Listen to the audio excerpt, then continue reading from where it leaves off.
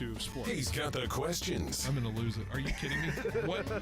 What are we doing here? He's got the guests. 20th head coach in Fresno State history here, Matt.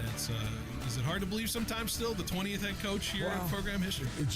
It's all moved really quickly here over the course of the last 5-6 weeks, but super excited to be here. Phil Benotti is the voice for the Central Valley sports leader. Behind the Bench starts now. Brought to you by Helena Agri.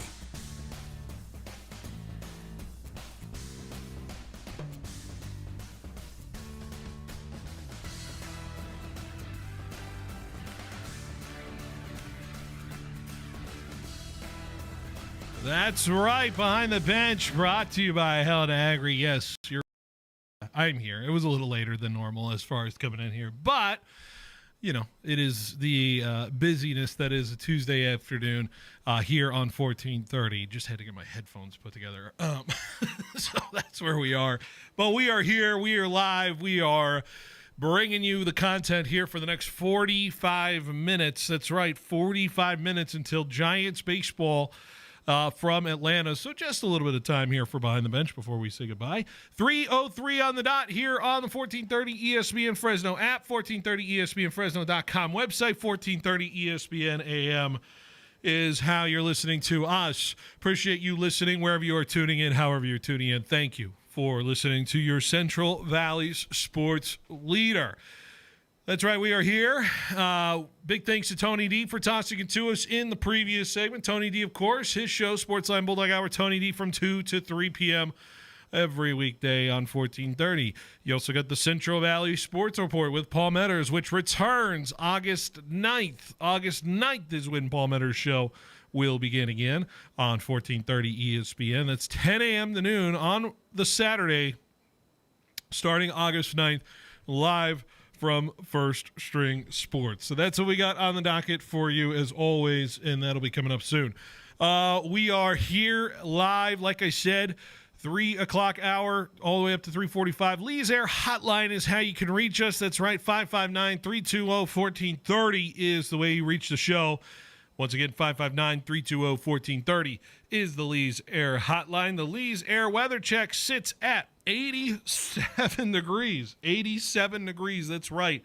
We are going to be in the high 80s for the next foreseeable 5 days or so here on this week. So very exciting stuff to to those who are looking to stay on the cooler side of this week. So really nice reprieve from the hot temperatures we were experiencing over the previous few weeks. So good to have it here. July 22nd is the day here, of course, and so we're getting through the summer, folks. We're getting through it. Maybe a couple more tough heat-ups left. I think that's what we got. I'm going to call 3 more big heat waves before we call it a summer here in the Central Valley. That's what I'm going to say. 3 more big heat-ups, and then we're good. We're good for the rest of the year. Put the Phil stamp of guarantee on that. We also have the 3 o'clock hour sponsor, Clovis Truck Center. Clovis Truck Center, formerly known as Linux Clovis. They're the first, the biggest, and still the best in the Central Valley. And now they are bigger than the Bedliner. Clovis Truck Center, which now is giving away $50 off to each of your visit if you use the word "My Name Phil Benotti." If you say "My Name Phil Benotti," on your visit, you get $50 off at Clovis Truck Center. So that is the best way to get that. Clovis Truck Center, of course, located just south of the Clovis Rodeo Grounds in Old Town Clovis. Be sure to visit my friends over there today. We got a lot going on. We're live streaming, as always, on YouTube as well. So hello to the YouTube audience. Like and subscribe and set your alerts anytime we come on the air live here. You can watch the video version of our show here live in the Central Valley. You also got us live on Facebook. You also got us live on Twitch. So that is how you consume our content here on 1430. It's good to have you. Good to be here. Good to have another show on our docket. Good to be talking about sports here. A lot of the NFL teams reporting for duty in training camp today. A few more tomorrow. So feels like the first day of school for everybody when it comes to the NFL side of things, the NFL coverage. So expect some more NFL ramp-up coverage when we starting today to about the Super Bowl. I think I can officially say I would like to talk about the NFL now because all of it was speculative from time to time. We are joined behind the glass. Jorge really wanted to make his voice sound better. I think you did a pretty good job today, right? I'm improving. You're improving. Yeah, sounds bad. Sounds slightly better. There's a little more guff to it. You were a little more raspy yesterday. I would say there's a folks. I'm going to give it. I'm saying you're like 70% better than yesterday. Yeah. Yesterday was rough, to say the least. Julia, who has no issues with her voice today, is also behind the glass. Julia, how are you doing? I'm doing great. How are you? Fantastic. So we are here on this Tuesday. Little over 30 minutes till we have to say goodbye and send it out to Atlanta. So we can touch on a few topics here for today, and then we'll dive into maybe more of the meat and potatoes of everything starting tomorrow's show. But I wanted to hit some headlines here right at the top. One of the headlines, of course, a top sports story brought to you by Valley Pure. According to reporters and announced today, in the lineup, Giants have Rafi Devers playing first base and batting third today after the debacle that was yesterday. I wouldn't say it was Rafi Devers' fault that the things went down the way they did in that game against Atlanta. But that is a big headline. Rafi Devers is going to play his first ever career game at first base. We are going to find out what that's going to be like, how it turns out, if we'll have any issues. It's going to be a big magnifying glass on Rafi Devers, but this was the plan for the Giants, so it wasn't like a reactionary decision to make this happen tonight. Of course, the reactionary decision was that they sent Hayden Birdsong down to AAA, which I called after that first inning explosion that he had. I feel like that was a little bit too much. A little bit too much to send him down? I mean, I get it. I called it. I know you called it, but I get it. You can't pitch like a pro. You can't locate. You walk four and you give up a double. That sounds like me and 12 years old when I was trying to pitch. So, I mean, we were thinking about him being the next guy. So why? What? He's still young. You know? Go find out how to throw that fastball because he's totally lost it. The yips are there, I think, for Hayden Birdsong right now. It's a head case kind of thing, and sometimes going to AAA and just resetting might help you. I don't know. Julia, were you a pitcher before, right? No, or yes or no? I was not a pitcher, but I do agree with you that he should be sent down because that's just not pro ball. Yeah, and I feel like he just needs to go down, get his confidence back up, and, hopefully in the future we won't see that again. But he wasn't the only one that had to blame yesterday for what happened down in Atlanta. Elliot Ramos, Jung-Hoo Lee, just letting a ball drop in the middle of left center field. Just absolute horrendous communication on the outfield. Just stuff you don't see in the big leagues there. And Camilo Doval just committing a balk. Just a lack of focus kind of box situation. He didn't come set, and luckily it didn't lead to more runs. But I mean, the Giants were already dead in the coffin by the time Camilo Doval was in the game, down 9-4. This team, I don't know. It just feels a little disconnected. A little, yeah, I would say a little bit more like a lot of it right now. There's an unfocused nature to this Giants team right now. I commented yesterday when I was watching the game. They were smiling and laughing down 5-1 when they had one of the worst starts to a game I've seen all year to this game, and they were smiling and laughing, like thinking, okay, yeah, we can figure things out. It struck me a different chord yesterday for the Giants program, the Giants team. They're not gonna cry. You should be pissed off. Yesterday should piss you off as a player. I will be mad if I was a player yesterday going through that. And I know the Giants got into that rut a month ago of there was no emotion to it because it felt like everybody was trying so hard to try to win a baseball game during that rut in June. And once again, we're in that same cycle. And maybe, they're trying to stay looser a little bit, but I don't know what approach they need to have going into these games anymore because – frankly, the pitching hasn't shown up that it used to be. I mean, we have 3 representatives in the All-Star game, and all 3 of those guys haven't showed up since they've returned to Atlanta. And frankly, the strength of this Giants team is no longer its strength. It's in a cold streak, and the offense cannot keep up with it. And the Giants defense is suffering for it as well. It is just lack of unfocused baseball all throughout this team. This team to me can't beat like 5 teams in this league right now. Like, I can't be convinced that this is a playoff team of the way they're playing right now. I understand what you're saying, but I feel like it always happens to teams like that they go down, and they had a bad June.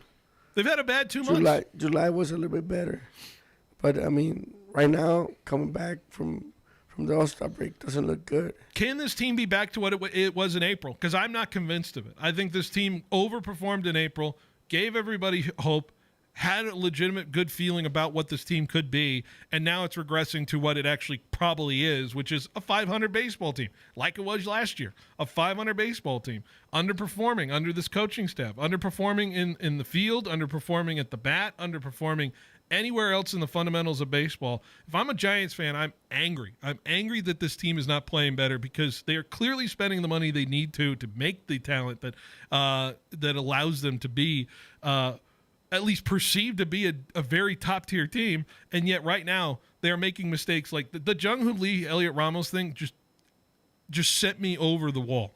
Just like it just I lose it. I lose it when there's outfield mistakes like that. It's just so middle school of baseball for players to do that, and yet you see that in the pro game, and this Giants team just is it's squandering this opportunity because the Dodgers are playing as poor baseball as they've played all year, and really ever since they got into this run of making World Series and NLCSs. So the Giants are squandering not only their opportunity to at least make up ground there, they can't even make up that option for it. So the Giants right now, do I declare them dead after yesterday's game? I might have to, just to see where this goes from now on, because I cannot get past what I saw last night. It was the worst baseball game all year from the Giants, in my opinion, and people are going to lose their jobs because of it. Hayden Birdsong was the first one to do so. I feel like there's so much baseball still to be played. Is there, though? For you to call them dead? Yeah. Is there so much baseball left? Like, we're in. I mean, we're what? At least there's 2 months. We still have the whole of September. We still have the whole of August. So. But you can't fall on that. You can't rely on yourself to play 600 win percentage baseball when you've had your opportunities to give yourself that margin of error. What do we have left? Right? You've got the Mets and the Pirates. I understand what you're saying, but I'm feeling like you just jumping the gun a little bit too much. You're just jumping the gun right now. I am not convinced this team can turn it around. I'm not convinced from what I saw last night that the coaching staff can inspire anything to prove to me that good baseball will be played by the Giants this year. I'm an optimist. I feel like we started, doing well. I think we could finish doing well too. Julia, where are you at? We're on me and Jorge are clearly on the opposite ends of the spectrum here. See, I think I'm very similar to Jorge in the sense that I am an optimist, but I also do see where you're coming from because the baseball we have been seeing is terrible. I do think, though, that there's been this switch where I feel like our offense has done a lot better, and now our defense seems to be falling apart. Our pitching seems to be falling apart. So I don't know when or why that switch happened, but I feel like after the All-Star break, that's what we've seen. So I don't know how they're going to fix this. I'm just glad that our offense is doing a tiny bit better, so at least they're starting to do something there. I don't know. Willie Adames is playing well. That's all I can say. I mean, Willie Adames is playing up to his contract. These last 4 games, it's been Willie Adames and no one else, has shown up. Willie Adames is finally getting the money he's paid for by playing what he's doing. He had another home run last night. It's just frustrating, and I think who the person who's probably the most frustrated right now is Buster Posey. Because Posey's making the moves. Like, there's no secret this Giants team is making the effort. Him as the guy who's making the moves to make this all happen. And I wouldn't imagine that the Giants are still a trade away from acquiring somebody big. I think there's a player that they're playing against tonight that I think the Giants really should go all in for, and that's Sean Murphy, the catcher for the Braves. You imagine at least one more big bat that can kind of make this thing happen. I'm sorry, Patrick Bailey's just not doing it for me. With the bat again, and maybe that focuses things on it. I need another pitcher possibility out there as well. I wonder where you can go all in on that. There's not many viable pitching options out there if you're trying to trade for something. So I think I'm running out of answers because I think Buster made his all-in move with Rafi Devers. And by the way, Rafi Devers has got to figure it out. He's a negative .2 WAR right now since he's joined the Giants. That is awful. Thankfully, he's going to try to contribute to the field, and hopefully that doesn't turn into an absolute disaster. But then you look ahead at what the Giants have. Here's what they have on the schedule after this series against the Braves. You got the Mets for 6. You've got the Pirates for 6. You've got Washington at home. You got the Padres for 7, including 4 in San Diego. The Giants haven't won in San Diego yet this year. You host the Cubs. You host the Rays, who are a playoff team. You've got the Cardinals for 6 times. Cardinals are trying to get in the playoffs. The Dodgers 7 times. By the way, 4 of those are in Dodger Stadium. You don't get the benefit of that. 6 against the Diamondbacks, who, by the way, Diamondbacks are suddenly a hot team. Maybe they're not selling it. Maybe they're trying to find a way to win. So there's no benefit to this schedule for the Giants to find a way to win these kind of games. They lost that advantage of playing some tough some good, some easy teams to beat, including this Braves team. I'm running out of time and I'm running out of patience on this team. And yes, it's maybe easier for me to say because I sit here as an independent observer of the Giants. I am a Giants fan second to the team I actually root for, who, by the way, lost to a catcher's interference walk-off, which I've never seen before in my life on a check swing. Guy checked his swing into a catcher glove, and I think he intentionally tried to hit the catcher glove with his check swing and got the walk-off win. Anyways, I digress. That's a different story.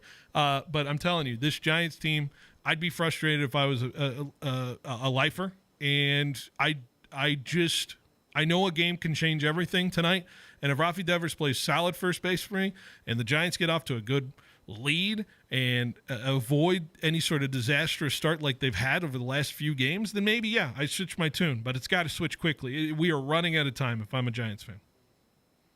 But I've left you guys speechless.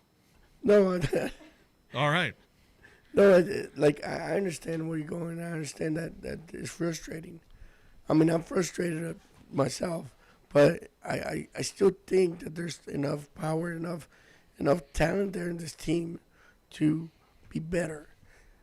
I think one of the biggest problems or one of the biggest, persons that are or scratching their head to see why it happened is their coaching stuff.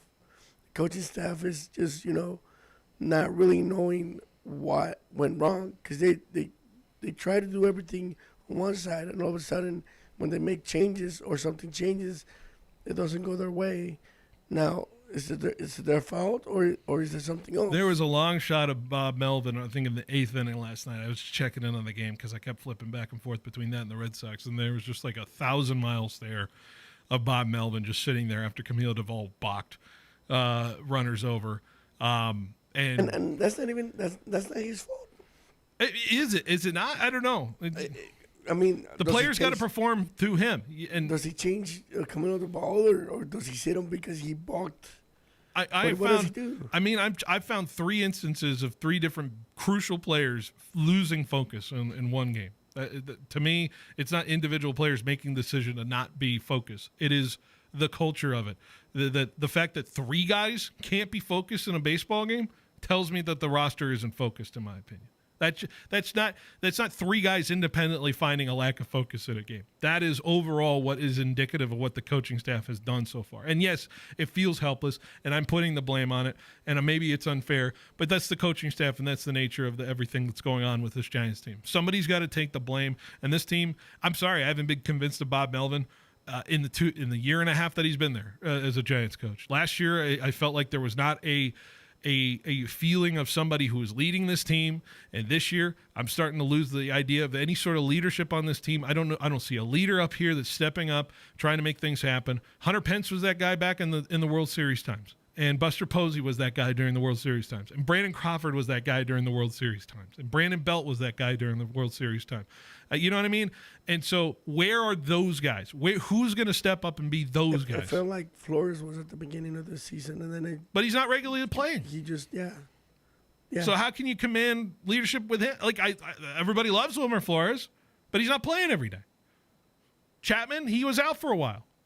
I think Chapman's kind of the guy, but is it enough? I feel like injuries also, played a part in the demise of them playing well. Elliot Ramos that's is certainly more of an excuse than anything. Yeah, Elliot Ramos certainly is. I mean, Willie Adames is trying to be that guy, and maybe that's the answer, with his bat. But like, we're running out of options for somebody to get their heads out of their you-know-whats to make this season go. And it's got to happen tonight. I can't be more frank about it. It's got to be happening tonight. You can't get to 52-50 after what you had with the start this year. You were 10-1 to start this year, and now you're going to be 52-50. Pretty awful. Pretty awful as a baseball team. Yeah, I mean, I completely agree. I feel like you said, we need those players. I think maybe that's why I was writing on Chapman coming back so much, because you need those players. Clearly, we're not seeing it with Bob Melvin to fire their teammates up, just like we saw with Buster Posey and all those guys. And hopefully, maybe it can be Willie Adames, but is it going to happen this season? I don't know. It doesn't feel like it. It feels like a rudderless ship that is just letting the storm take wherever they're going to go. If they run into a few wins, then maybe they do so. But I do not feel like this team is making the playoffs this year. And it's a shame, because I think there's a lot of potential. A lot of potential. All right, we got to take a break. And when we come back, we wrap up the show. That's right. We take you to Giants baseball. Coming up next on 1430 ESPN, Fresno, the Valley's local sports leader.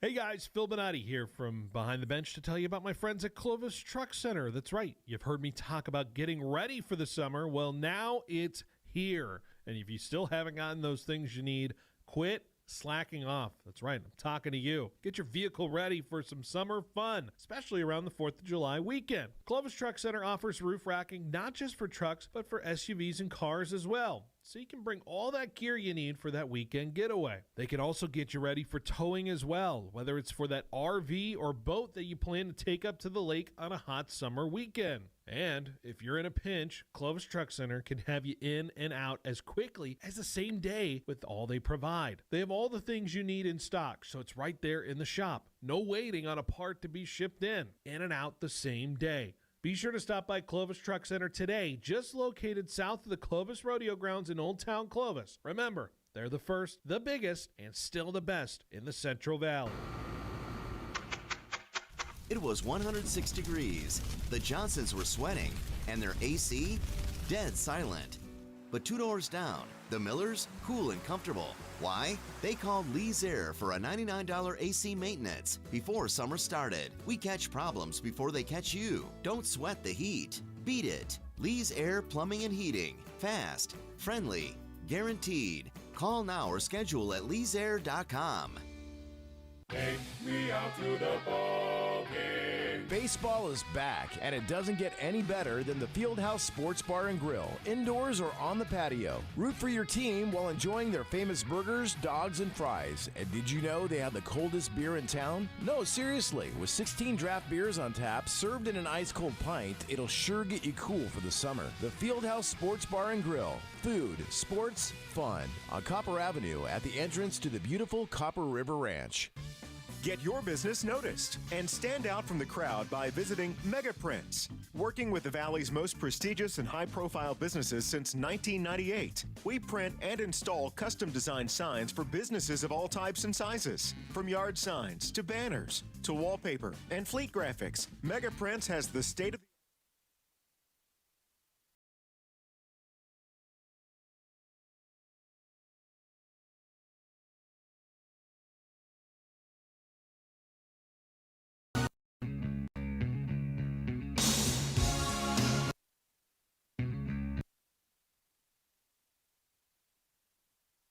Looking for something quick and delicious? Ramen Hayashi serves up satisfying bowls of ramen in no time. Craving variety? Lynn's Fusion has an endless all-you-can-eat experience with options for everyone. No matter the occasion, Lynn's Restaurant Group makes every meal memorable. Visit lynn'srestaurantgroup.com to learn more. No matter the time, morning, noon, or night, Black Bear Diner in Fresno has you covered. Breakfast, lunch, and dinner served all day just the way you like it. At Black Bear Diner in Fresno, you can count on them serving up hearty portions that satisfy even the hungriest appetites. Plus, the little Cubs can enjoy their brand new Cubs Corner too. So gather your family and friends, bring your appetite, and make it a meal to remember at Black Bear Diner in Fresno, corner of Sean Martin. Black Bear Diner.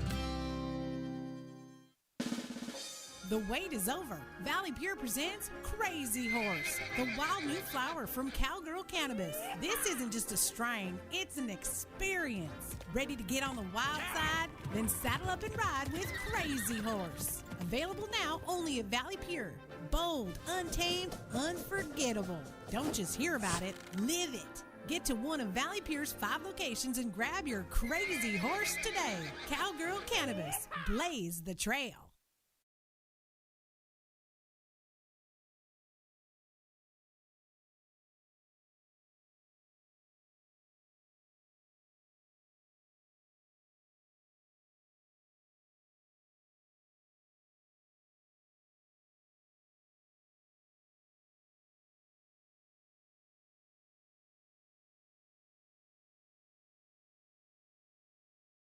Welcome back to Behind the Bench here on 1430 ESPN.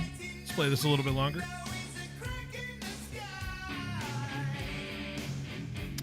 All right, we'll bring it down there. R.I.P. Ozzy Osbourne. If you haven't heard, obviously, the news yet, Ozzy Osbourne passing away today at the age of 76. So one of those one of those icons, I'm sure that a lot of people, there's a lot of subsections of people in the world that knew who Ozzy Osbourne was, not just the rock enthusiasts, but I would say pop culturally, I would say maybe even the sports realm as well. A lot of people familiar with his work. He was very much involved in a lot of the movie appearances, concerts, reality TV, and also just one of the all-time rockers out there as far as that's concerned, musician-wise. R.I.P. He became really famous in the mid-2000s with his reality show. Yeah.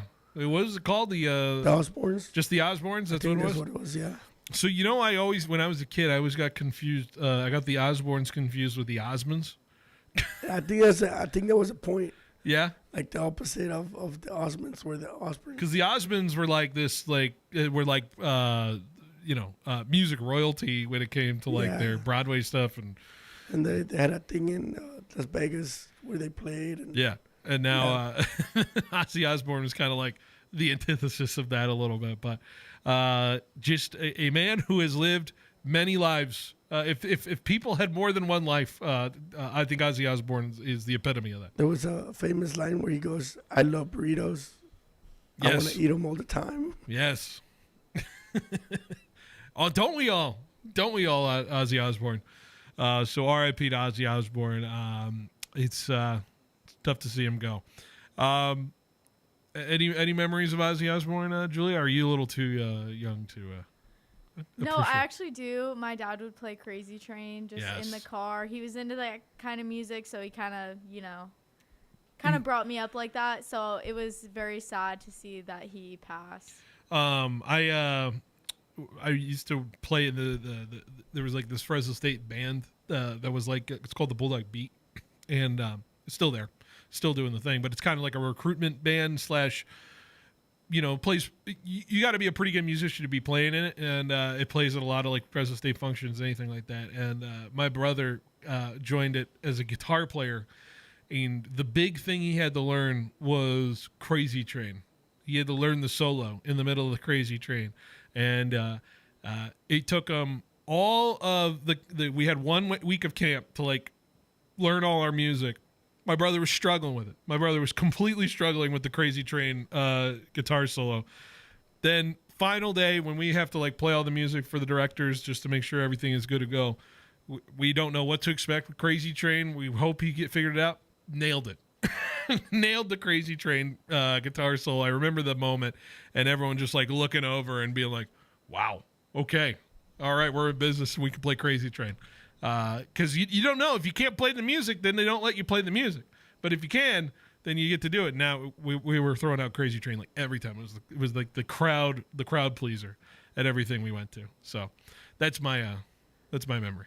I remember his music, especially from the Grand Theft Auto Vice City game. Yes. Because, growing up, I knew of him, but I never really listened to his music. Mm-hmm.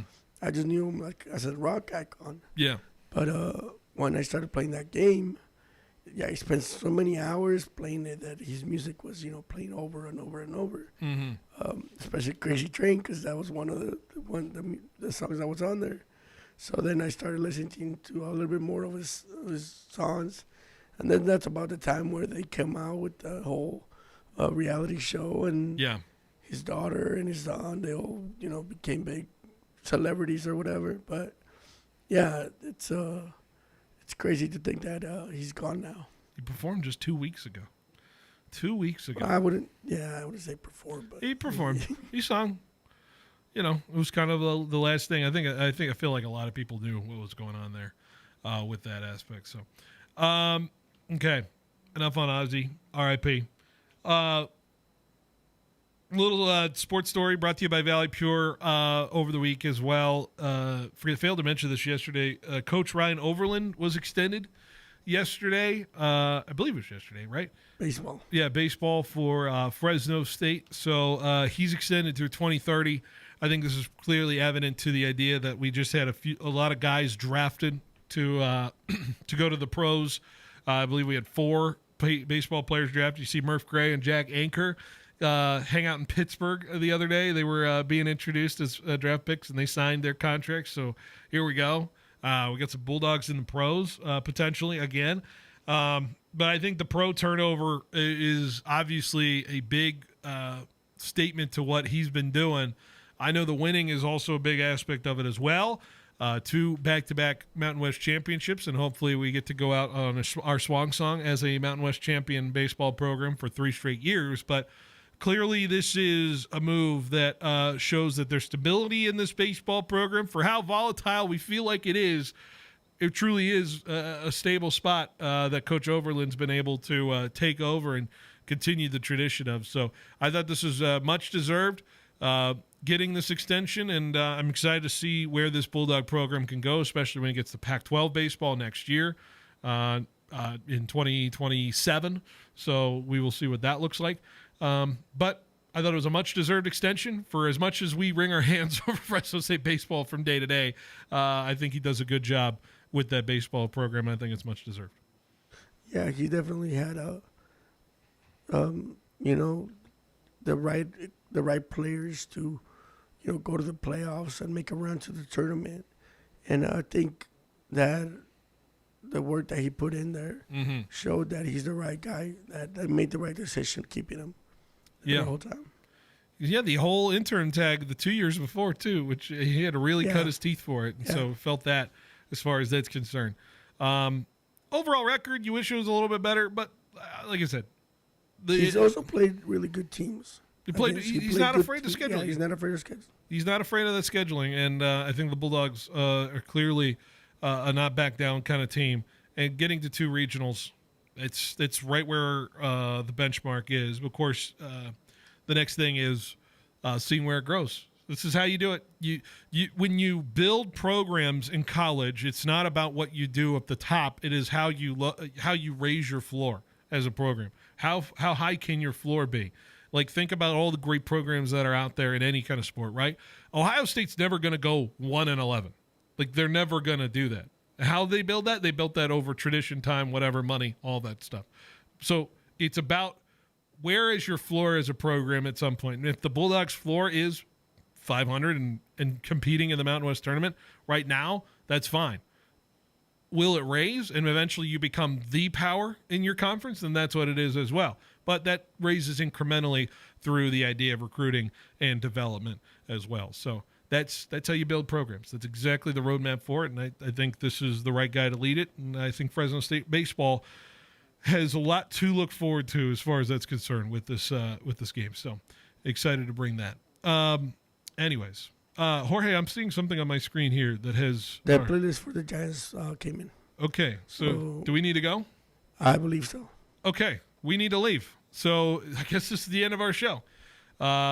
So I think we still got five minutes. Still got 5 minutes, so you could still keep going this 5 minutes. Okay, we'll go 5 more minutes. What's 5 more minutes, right? Like I said, Giants baseball is coming up here. Here's the schedule for the rest of the week because I haven't been able to give it out for the rest of the week here. We will have full shows the rest of the week here starting tomorrow. Giants baseball, Wake up for this one. Get the coffee brewing. 8:45 a.m. pregame tomorrow for Giants and Braves. It's a 9:15 first pitch from Atlanta. So get your coffee rolling, get your breakfast on, get the bagels, watch Giants and Braves, or listen to Giants and Braves on 1430 ESPN. A's and Rangers coming up tonight on 790 at 4:30. They're also at 4:30 tomorrow. Thursday, we'll have Sports on Bullet Hour, Tony D from 2 to 3. We'll have my show live from Fashion Furniture, full 3 hours. Grizzlies and Nuts from Modesto. That's right. We're going to have a Grizzlies game on the road on Thursday with Tim Slack on the call. So we're going to bring you that on 1430. It's a 6:35 pregame with a 6:50 first pitch. Or, hold on, 6:25 pregame with a 6:40 first pitch. I believe that's what it is. Yeah, so 6:25 pregame, 6:40 first pitch from Modesto. A's and Astros will begin their series on 790 on Thursday. Then the Giants will be back home Friday with Giants and Mets, 6:45 pregame, 7:10 first pitch. They'll be on Saturday and Sunday as well. Sunday, by the way, Giants and Mets has been moved to Sunday night baseball. That used to be I believe a 1:05 first pitch for Giants and Mets, but that is now later. It is a 4:10 first pitch, I believe, or 4:05. I think it's a 4:10 first pitch. So Giants and Mets will be on Sunday night baseball. So I'm sure you might get Kruk on the call on Sunday for the KMBR broadcast. So, that'll be good. Yeah, we rarely get him, but we might get the A-team on our Sunday broadcast. So you want to listen to that as well. A's and Astros throughout the weekend. They're in Texas. A's will finally be back home Monday when they host the Mariners in Sacramento. Giants will have the Pirates. By the way, I think I projected it out. No Paul Skeens pitching in this Pirates series for the Giants. So if there's a Giants fan out there who wanted to go see Paul Skeens on Monday, Tuesday, Wednesday, I do not believe it'll align that way because Paul Skeens pitched yesterday. I think it's a good thing, though. Yeah. I think it's a good thing. With a missed Skeens was on one. Did you see his shutout? Or he went through some he didn't give up any runs against the Tigers yesterday. Well, it's good that he's not going to be on this series then. Yeah, exactly. So anyways, Giants and Pirates is the start of next week's show as well, so that'll be going on in San Francisco. Like, such a weird scheduling for Giants and Pirates and Giants and Mets for the next 2 weeks after this Brave series. Boy, the season rides on Landon Roop tonight. How do we feel about that? If I declare that the season rides on tonight's game, how do we feel about Landon Roop being handled the ball, and trying to make things happen here? I don't think it's too bad. I think I got confidence in him. I feel like he should be good. Yeah? Yeah, I have mixed emotions. Sometimes he's on, sometimes he's off, and I don't know. I feel like if he's going to be on, though, this Braves team is the team to do it. Got to hit. You got to get. By the way, my recipe for this Giants team was to score first. They did end up scoring first yesterday, so that did happen. And then disaster after that for this Giants team. But anyways, I'll give the lineup out real quick tonight if I got it for you. Giants will be facing Davis Daniel, who I've never heard of, who's got a no record and a 1.8 ERA. So we'll see what that looks like. Giants lineup will line up like this. Jung-Hoo Lee will lead it off, play center. Elliot Ramos will be in left field. God help him. Rafi Devers will be in first base and bat third. That's right. That's the big headline today. Rafi Devers batting for third and playing first base today. Willie Adames is in the 4 spot and playing short. Chapman batting fifth and playing third. DHing today, Wilmer Flores. Casey Schmidt, the second, batting seventh. Patrick Bailey in the 8 hole, and he is the catcher. And Luis Matos is playing right and batting ninth. Who's your big player tonight? Who's the key tonight? I think Devers is. Devers? Julia, who do you got?